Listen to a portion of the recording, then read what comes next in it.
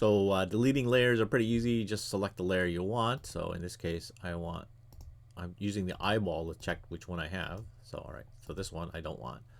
This one, this text I don't want. So I'm going to delete that, select it, and hit the delete button down here. It's going to say yeah. Go ahead and delete. Okay. So and then I'm going to check my move tool, V for the move tool. Select this text and drag it down here. Little caption, doesn't really matter, Latin's fine.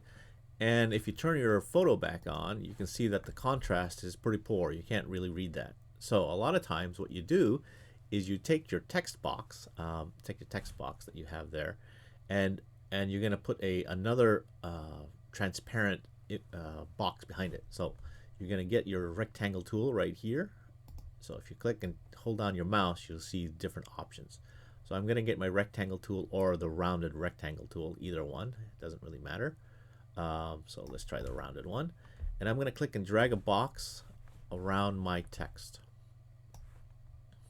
So right now it's on top of my text, and it's black. So black on black is not going to work. So what I'm going to do is I'm going to take this and drag it below my text, right? And I'm going to double click on this little icon to give me a different color. In this case, I want it to be white. So white like this. So I've just chosen white and I hit OK. So now that's white.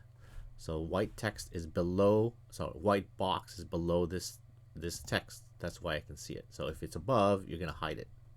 So the stacking order matters here, right? So if I put this below the photo, I'm not going to see the box at all because it's behind the photo.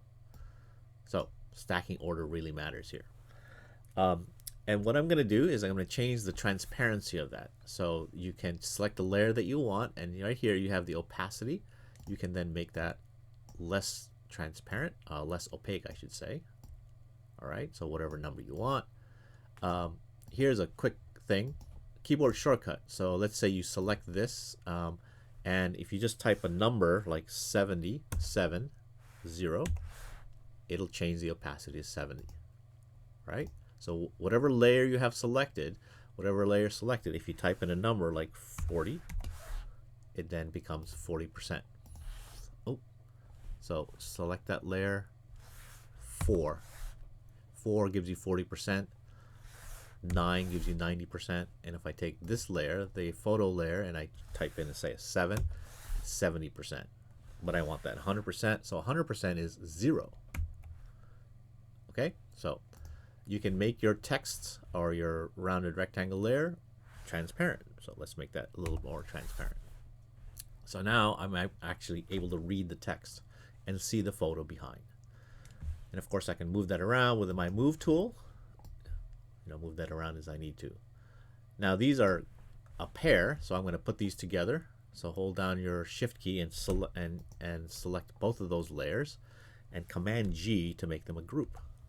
So now if I click here, I can turn both of them off, on and off, and then if I select the group with my move tool, V, see how I'm selecting the layer only? You can change your option here with the move tool. Instead of the layer, you can pick the group. So now with my group selected, I can then move both of those together. Okay, so that's layer versus a group. So if I choose only the layer, then I'm selecting only that layer. That's very, very useful.